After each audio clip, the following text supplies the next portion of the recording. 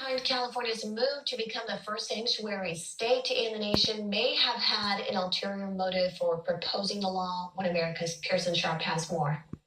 Beginning this year, California became the first sanctuary state in the nation, protecting the millions of illegal aliens living in the state, including the family members of some lawmakers.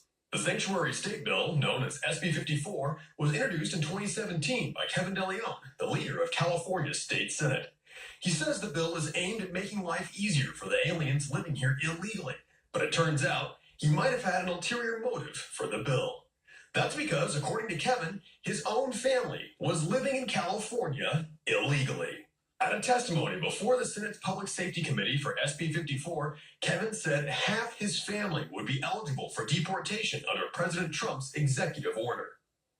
And the reality is, with the executive order and the criteria that has been developed, any individual, I can tell you half of my family, would be eligible for deportation under the executive order. But that's not all. Kevin also explains that, naturally, people living here illegally have to use false identification.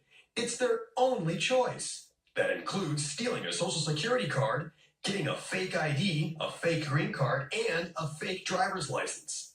If they got a false social security card, if they got a false identification, if they got a false driver's license prior to us passing AB 60, if they got a false green card, and anyone who has family members, who are undocumented knows that almost entirely everybody has secured some sort of false identification. That's what you need to survive, to work.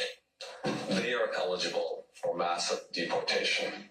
This is a U.S. lawmaker defending criminals, including his own family members whose activities hurt American citizens. According to the Inspector General for the IRS, the vast majority of illegals who do file taxes, roughly 90% don't, have stolen someone's legal identity. In 2015, some 1.4 million American citizens had their identities stolen by illegal aliens, which causes a major burden on taxpayers who then have to explain incomes they never earned. None of that matters to Kevin De Leon, however, who dismisses the theft of identities and argues that we have a duty to make our community safe.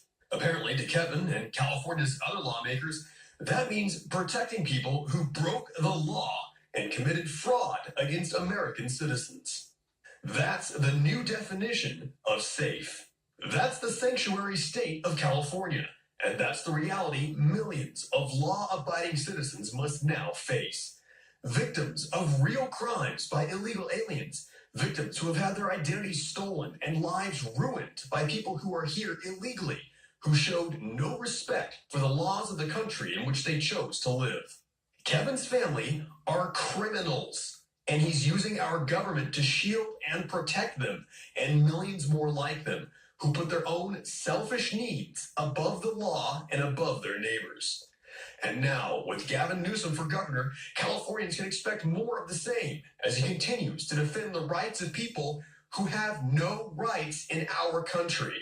But these politicians will continue giving away our freedoms, our rights, our votes, and our money to win elections with the support of criminals who shouldn't be here in the first place. Pearson Sharp, One American News.